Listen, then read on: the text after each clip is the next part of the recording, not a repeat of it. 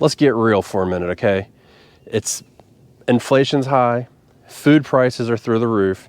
If I can get 2 heads of lettuce in there, I'm saving myself a couple bucks. Ooh, I hope y'all like container gardening, because that's what today's video is all about. I'm gonna forewarn you, I have a personal love-hate relationship with container gardening, but there are a couple plants that I just think have to go into a container. Not have to, but they just do really well in a container, and this is gonna apply for spring. So there's some, and really spring is the best season of the year for container gardening, in my opinion. As we get into spring, last video I was kind of talking about following the weather to decide when to plant, and that's exactly what I've done. So I noticed that in 2 days, it's supposed to get down to 24 degrees. So I have a whole bunch of seedlings hardening off right now, and some of them are plenty hardened off, but they still need a little bit of frost protection. There's not a lot of insulation. So I figured I would go ahead and show you my little container garden that I have, and kind of what I'm going to do, but what I'm going to put into it too, because some things do really well and some things don't. But thinking outside of the box when you container garden is part of the fun. So last year I did a brief experiment with these smaller pots here, and they're not very big. I think they might be 2-gallon pots maybe. These are old nursery pots that I've just saved over the years. But they don't do amazing in the summertime, and it's real simple for our area. You may or may not know, I'm in North Carolina in zone 8A, and it gets pretty warm here in the summertime. I know if you guys are in Florida or something, you're like, you don't know what heat is, but trust me, it gets warm. And the problem we have with containers is it can be hard to keep them watered. And that's why I have a love-hate relationship, and that's why I usually go for the bigger pots. And the best luck I've ever had are in 5 gallons and up. But this time of year, it gets a little bit easier because the pressure is not on. We're starting to get our spring rains a lot and stuff like that, so we can plant more in it. So what we have here is one for spring, and it's not really widely thought about, is stuff like this. This is kohlrabi. And so this is just an old flower pot that I've had, and I couldn't decide what to do with it for years. So it's going to be out here, but you can see here, we had a couple die back, so we'll refill it, but you can put multiple plants in this one little pot, and then that's just more space for you to grow.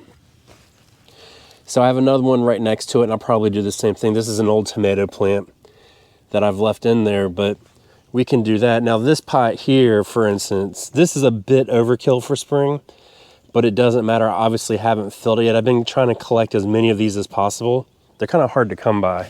So I've got a couple of them, and the problem I have is just trying to get soil for it. So even though it's a giant pot, and I usually reserve those things for like tomatoes and eggplants and stuff like that, I still would put one of these mini spring vegetables in there. So for instance, cabbage is another good one. We'll go over and I'll show you the cabbage. If you haven't seen it before, I'll show it to you.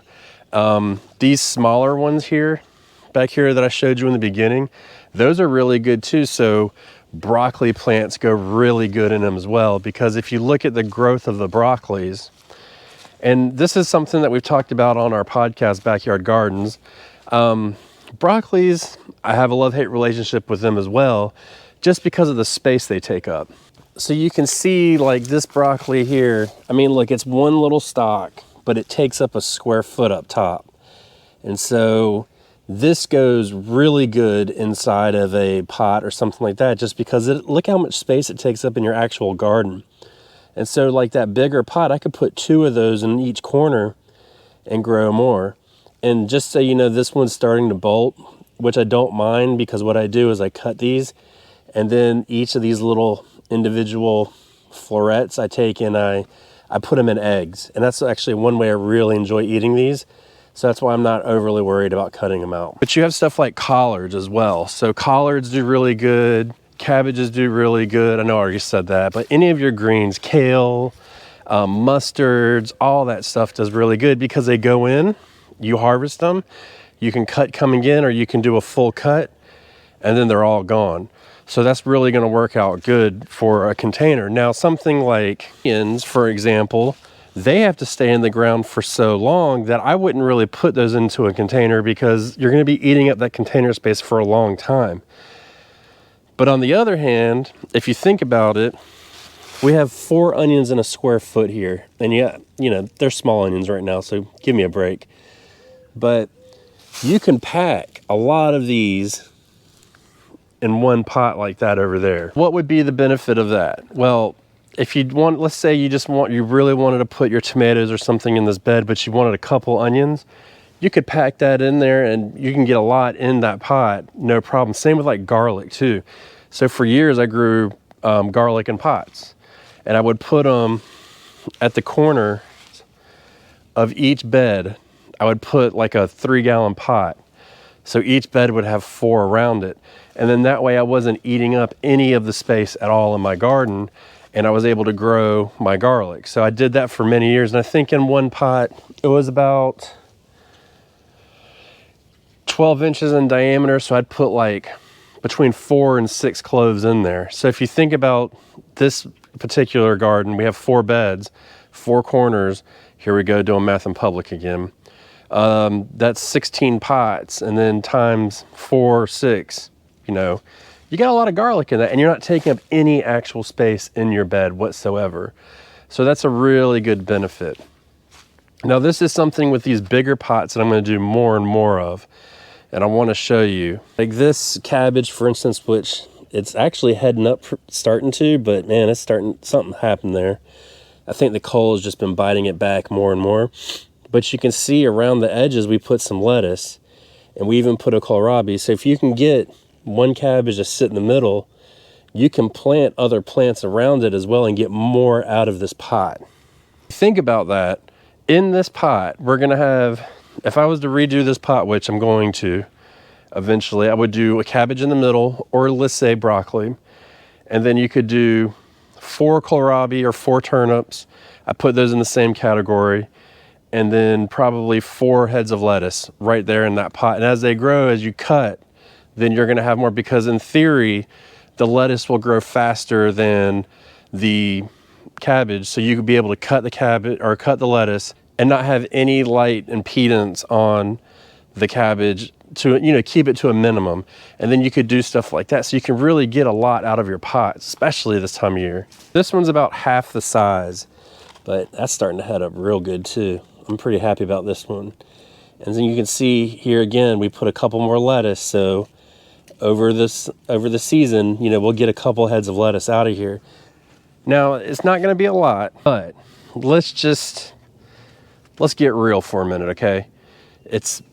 Inflation's high, food prices are through the roof. If I can get 2 heads of lettuce in there, I'm saving myself a couple bucks, you know what I mean? And otherwise it would just be a head of cabbage in there. So in this one pot in itself, I'll grow $4 or $5 worth of produce. I'm imagining, I haven't bought it in a while, but that's probably about right. Now you can take a little bit off. I don't want to embellish it too much.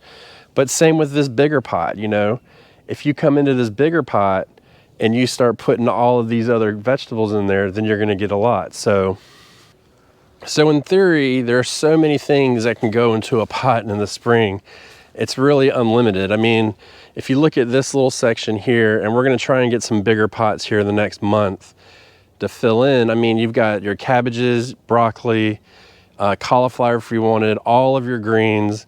Your larger root vegetables would do really well in here. If you threw a trellis in this big pot, I mean, you could grow peas in it. You could grow peas in that pot right there. Put you a trellis in here. Put you a trellis about 4 feet high in there of some sort, like a tomato cage or something, like one of the circular tomato cages, and just train something up there.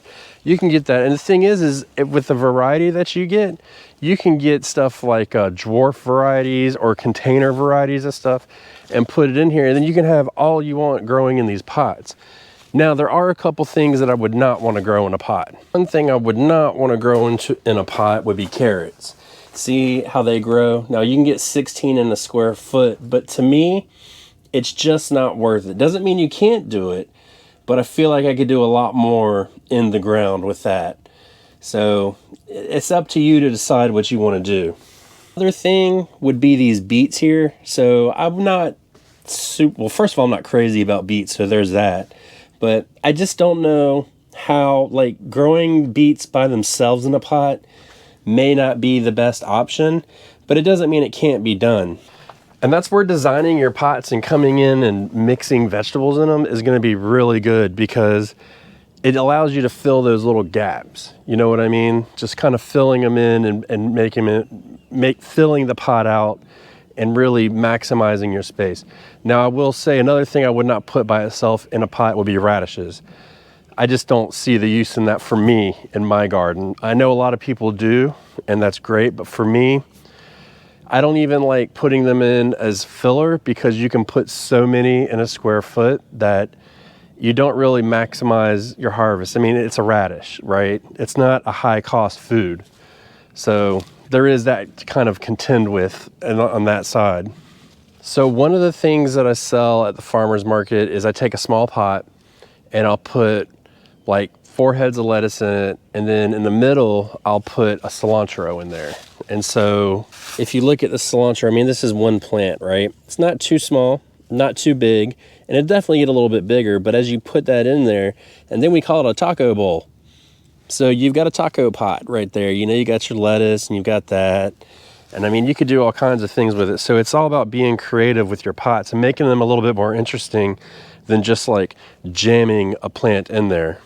So I mean, if I've missed something, then please, by all means, let me know in the comments of something that you really like to grow in a container in spring, because there's so much available in the spring to put in containers, in my mind, that are just like perfectly suited, where they either take a lot of room in the garden or they're very quick harvesters. And then not to mention, you can kind of get a little bit decorative with it. You know, you can have a spiller, a thriller, and a filler in there and all that stuff, just like you would with flowers. So if I was gonna do something designed like that, I would do my spiller, let's say I'd have cilantro, and then my filler, I'd have lettuce, and then my thriller, let's say a broccoli right in the middle. And then you've got a full-blown pot that looks pretty. You can harvest all the way around it and really enjoy it. So container gardening in the fall and the spring is amazing.